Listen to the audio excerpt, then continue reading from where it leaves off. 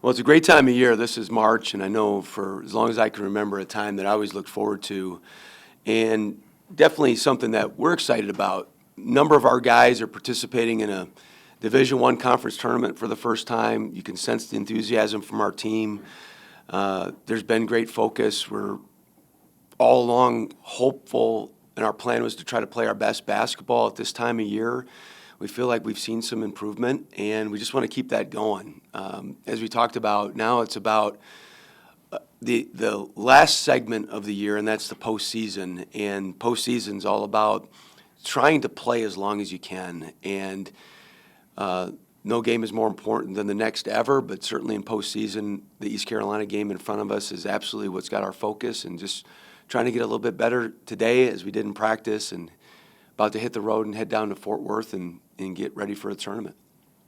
Coach, you had 3 freshmen named all-freshman team, freshman of the year. Just what are your thoughts? I think it's awesome, and I think it's a real testament to those guys. What an honor to very few spots on an all-freshman team, and we've got 3. Of course, the freshman of the year in PJ, Ty Archie, Matt Reed. All 3 of those guys have played a very significant role in our team this year. And as we all know, it's not something that happens all that often with freshmen now, to be able to win college basketball games with young guys. But all 3 of those guys have gotten better as the season's gone on, and really proud of all 3 of them. Coach, at some point during the season, you realized that to make the NCAA tournament, you were going to have to win the conference tournament. Did that change kind of how you approach things at all, or change your focus or anything like that? Honestly, I've never once thought of that in any year. Even in certain cases where you think like, hey, the conference tournament is not part of the deal, we can just get in. But our whole focus has always been just how do we get a little bit better, and how do we just keep progressing. And knowing that we'd have a younger team when the year started, and just how do we keep finding ways to improve in certain areas that will help the end result. And that's where our team has been most focused on. But honestly, until you said that just then, I never even really thought of that. PJ? Did PJ get snubbed? Third team? Feel like he was performing a little bit better than third team now? He's not. I mean, he's not third team in my book. But I don't get a vote. excuse me, for him. I can't vote for my own player. But I think he's phenomenal. I certainly wouldn't trade anybody for him. But as I told him, I said these awards come with sometimes different criteria. It's not just lining up points, rebounds, assists, steals, and all those areas that he's excelled in. So much of it is if you look at the co-players of the year, they were first place and second place, and in a lot of ways, rightfully so. In the way that I know I like to vote, is reward those teams. But these votes also happen probably before the last week. And so this is a team award, but now you get a chance to go out and prove it on a different level too. And I know he's excited about that, as everybody is. This team, the season's not over, but has it reached maybe that potential that you saw at the beginning of the year with how young they were and all the new faces? Is this kind of the direction you saw this team going this season, or is there's still more to play for? Yeah. Obviously, I know. I mean, I think that, the goal is to play your best basketball at the end of the year. There's times where you'll watch teams where the best basketball they play is in January, and then certain things can happen. Sometimes it's injuries, sometimes it's just fatigue, sometimes it's other teams just playing better. There could be a number of factors, but our overall goal is always just playing our best basketball in February and March and see where that takes us. We've had a number of, versions of ourselves this year. Of course, there was the version very beginning of the year when we thought we'd have Keaston, and then he was hurt, then he comes back, and then he's hurt again. And that thrust other guys into significant roles. That's taken some time. We've put guys in different positions now in these last several weeks of the season. So it's a long year. There's so many different things that happen, but just I like the mentality of our team. They're enthusiastic to come to practice. They're still trying to get better. They're excited about the games. And you can get to some good places just on those things alone. Raven? Does it help, getting the extra day, traveling today, getting the extra day tomorrow to practice and prepare even more for East Carolina? Or even though you've already played them, enough to kind of get you to play at a neutral site and get things done? Yeah, I think you look at the conference tournament, there's so many different pieces that I know we had a couple teams that played on Sunday, others that played on Saturday. Some teams are going to be playing tomorrow. And I've been in conference tournaments and seen different situations where sometimes you get a bye, but the team you played the night before, and they just seem a little bit more comfortable with themselves at that neutral site. Both us and East Carolina, we're both playing for the first time on Thursday. We haven't played each other since the second game of the season. It seems like a season ago. So there's a lot of difference in them. There's differences in us. And so I'll take as much preparation as we can get, but at the same time, I know we're excited to play and lace them up, and 11:30 will come quick, but we'll be ready to go.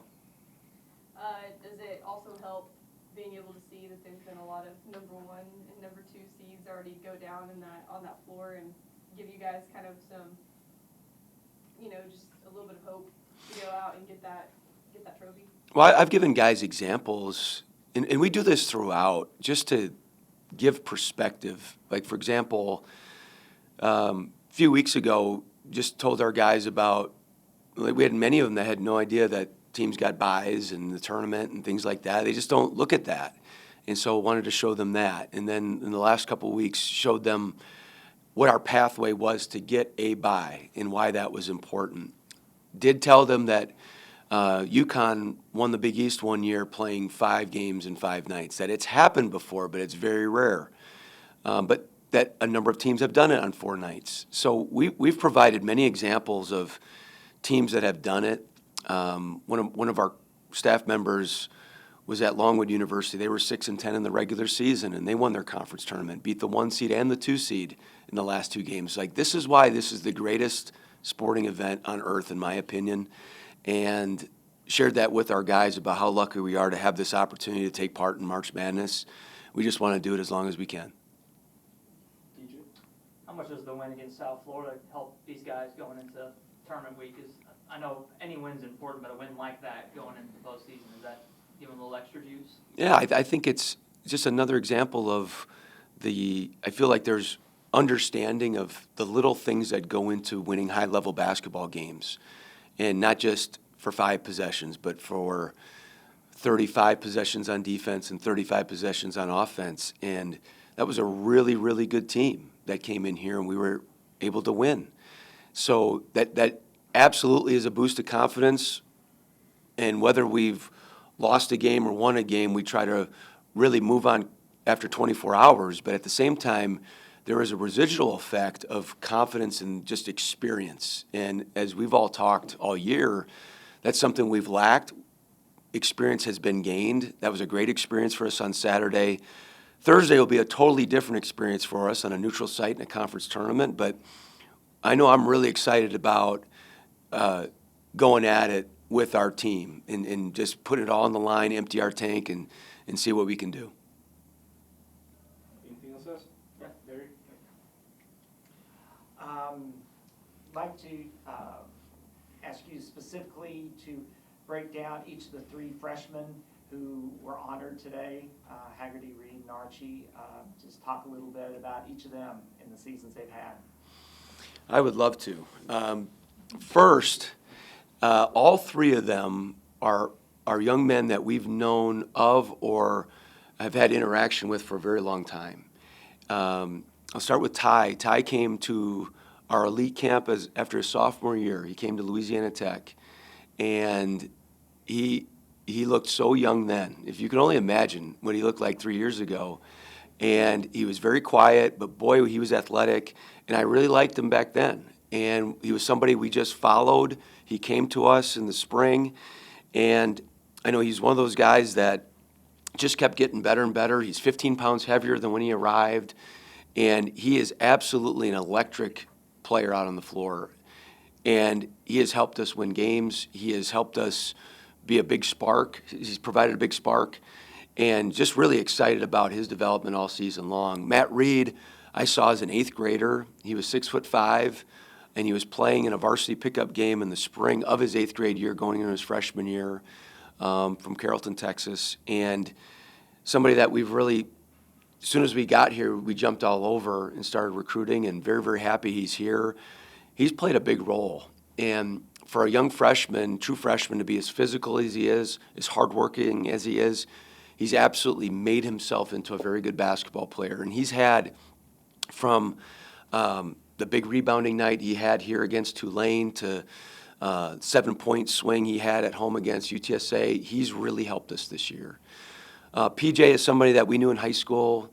Of course, he transferred here and was somebody that, I've been asked this question many times, did you foresee him having this type of production? I don't think it'd be fair to expect that, but I absolutely expected him to be a major player for us this year.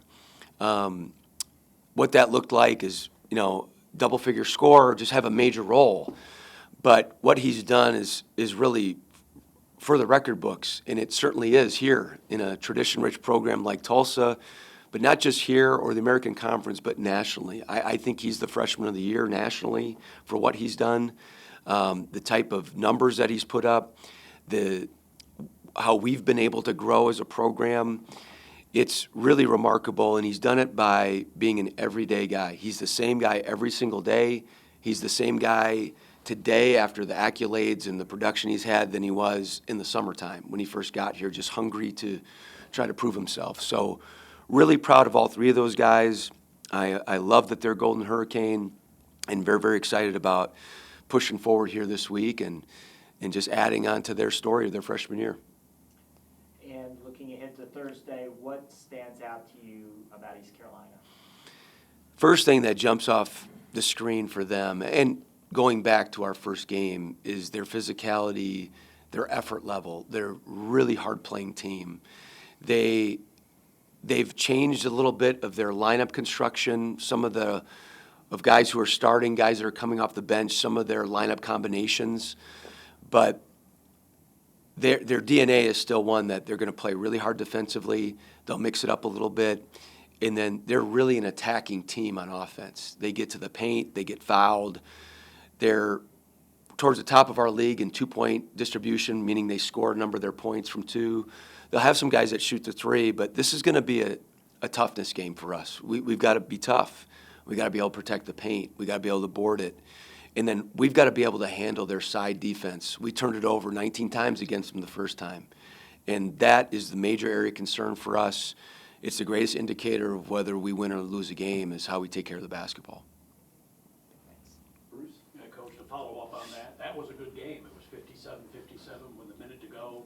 I forget Johnson or somebody made a 3-pointer, and they, and Tulsa missed, and they ended up winning by 5. But that was a pretty good basketball game. Is there any, and I know it's 70 days ago.